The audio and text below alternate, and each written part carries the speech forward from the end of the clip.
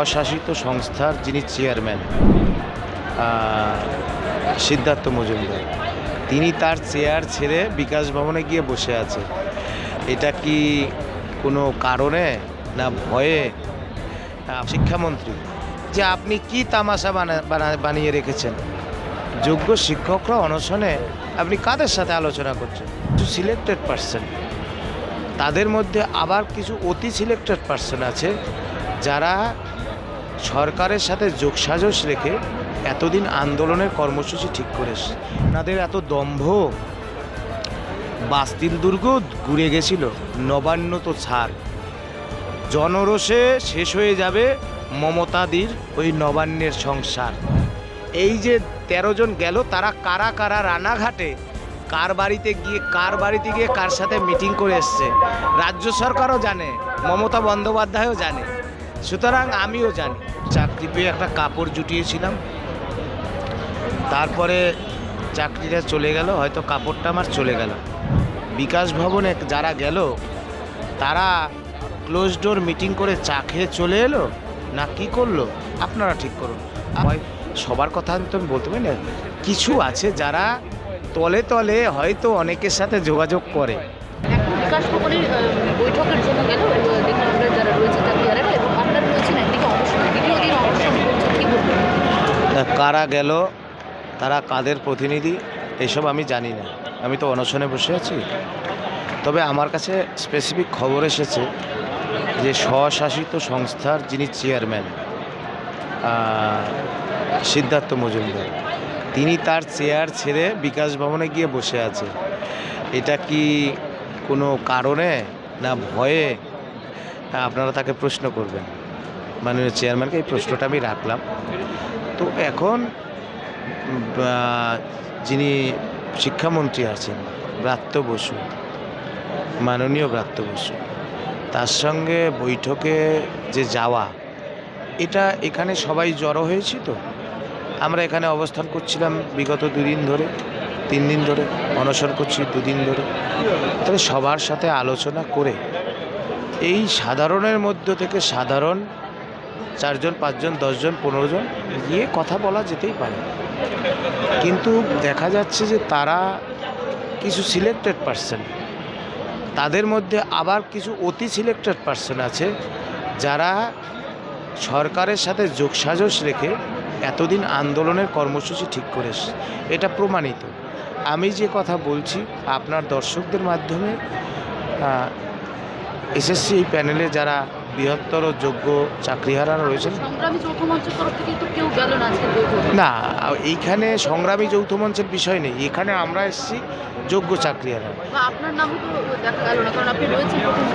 না, এখন সেটা ব্রাত্য বসুকে আপনার প্রশ্ন করুন না, শিক্ষামন্ত্রী, যে আপনি কি তামাশা বানিয়ে রেখেছেন? যোগ্য শিক্ষকরা অনশনে, আপনি কাদের সাথে আলোচনা করছেন? এটা তামাশা। মুখ্যমন্ত্রী নিশ্চয়ই ব্রাত্য বসুকে পরামর্শ দেবে, ব্রাত্য অহংকার ছাড়ো। যাই হোক, শিক্ষামন্ত্রীকে রেসপেক্ট করেই বলছি,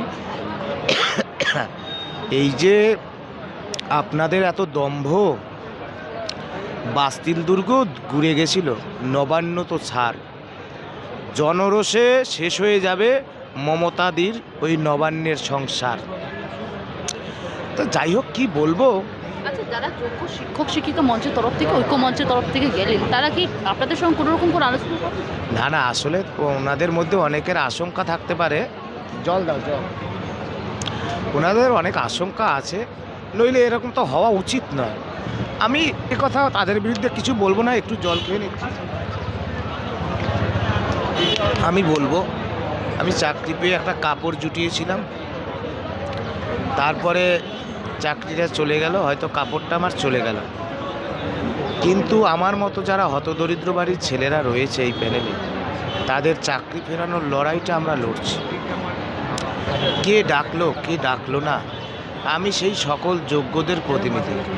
আমি কখনোই বিভেদ চাই না, কখনোই আমি লড়ছি এটা আমি চাই না। আমরা সবাই মিলে লড়ছি, নিজেদের যোগ্য চাকরিটা ফেরানোর লড়াই লড়ছি।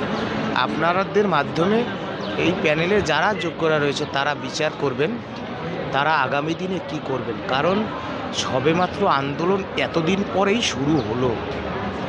এতদিন মুখ্যমন্ত্রী আপনাদের কিন্তু ভয় পায়নি, এখন পাচ্ছে, যে জন্য সেদিন পিটিয়েছে।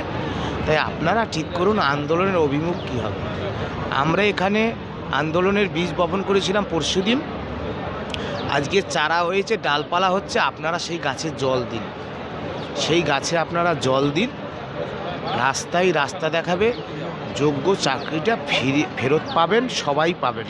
কারণ এসএসসি আমার কাছে স্বীকার করেছে, chairman OMR sheet mirror copy আছে, বৈধদের তালিকা তিনি দেবেন। আপনারা ঠিক করুন আন্দোলন কোন পথে করবেন। বিকাশ ভবনে যারা গেল তারা ক্লোজ ডোর মিটিং করে চা খেয়ে চলে এলো না কি করলো, আপনারা ঠিক করুন। আমি কিন্তু নেতাজি ইন্ডোরও মুখ্যমন্ত্রীকে প্রশ্ন করতে গিয়েছিলাম, আপনারা দেখেছেন। কিন্তু আপনারা কি প্রশ্ন করতে পেরেছিলেন? কেউ পারেননি। এই বিষয়গুলো আছে, আপনারা বিবেচনা করুন। অনশনে আছি। সংগঠনের যে অভিমুখ বা সংগঠনের যে চিন্তা ভাবনা বা পরিকল্পনা করছে সেইটা কি আপনাদের সঙ্গে কিছুই আলোচনা হচ্ছে না? আপনারাও তো রয়েছেন একেবারে চাকরিহারা। না না না, কোনো আলোচনা হচ্ছে না। আমার এই কেন হচ্ছে না ওনাদের জিজ্ঞেস করুন। তবে ওনাদের একজন, যাকে আমি ভালো ছেলে বলে মনে করি, তিনি বলছিলেন নাকি আমাদের এখানে অনেক রাজনৈতিক নেতারা আসে। এখন আমি যদি মুখ খুলি, হ্যাঁ, তাহলে ওনাকে বলবেন ভদ্রলোক রানাঘাটে কার সাথে দেখা করে এসেছিল। হ্যাঁ, এইসব আমি মুখ খুলতে চাই না। ওরা হচ্ছে তলে তলে, ওদের ওখানে অনেক আছে, সবার কথা আমি তো বলতে পারি না। কিছু আছে যারা তলে তলে হয়তো অনেকের সাথে যোগাযোগ করে। আমি এমন একটা ব্যক্তি, আমার যোগাযোগ থাকে, আমি জানি। আমি স্পেসিফিকভাবে বলছি, এই যে 13 জন গেল, তারা কারা কারা রানাঘাটে কার বাড়িতে গিয়ে কার সাথে মিটিং করে এসছে, রাজ্য সরকারও জানে, মমতা বন্দ্যোপাধ্যায়ও জানে, সুতরাং আমিও জানি। তো যাই হোক, যোগ্য যারা শিক্ষক শিক্ষিকারা রয়েছেন তারা বিবেচনা করবেন। আমরা আন্দোলনে বসেছি, আপনাদের প্রতিনিধি হয়ে আপনারা আসুন, যোগ্য চাকরিটা ফেরতের লড়াইটা একসাথে লড়ি। সকলকে ধন্যবাদ। বৈঠকে কি কোনো রকম লাইভ স্ট্রিমিং চাইছেন? বৈঠক যেটা হচ্ছে কোনো রকম লাইভ স্ট্রিমিং বা কোনো ভিডিও ফুটেজ? না না না না, ব্রাত্য বসুকে মাননীয় শিক্ষামন্ত্রী, ওনাকে আমি গুরুত্বই দিই না। ওনার কথার কোনো গুরুত্ব আমার কাছে অন্তত থাকে না, আমার কাছে অন্তত নেই। মাননীয় মুখ্যমন্ত্রী বলুক, তাহলে কিছুটা আমার কাছে গুরুত্ব রাখে। জাতীয় সঙ্গীত ঠিক করে বলতে পারে না, উনি কৃতি মানুষ, শিক্ষিত মানুষ, শিল্পী মানুষ, সেজন্য ওনার প্রতি আমার অগাধ শ্রদ্ধা। কিন্তু প্রশাসক শিক্ষামন্ত্রী হিসেবে কিচ্ছু নেই। উনি যা এর আগে মন্তব্য রেখেছেন, ওনার প্রতি আমার কোনো আস্থা কিচ্ছু নেই। তার থেকে আপনারা আমার বক্তব্য মুখ্যমন্ত্রীর কাছে নিয়ে যান। বাংলা হান্টের আরও খবর দেখতে নজর রাখুন। বাংলা খবর মানেই বাংলা হান্ট।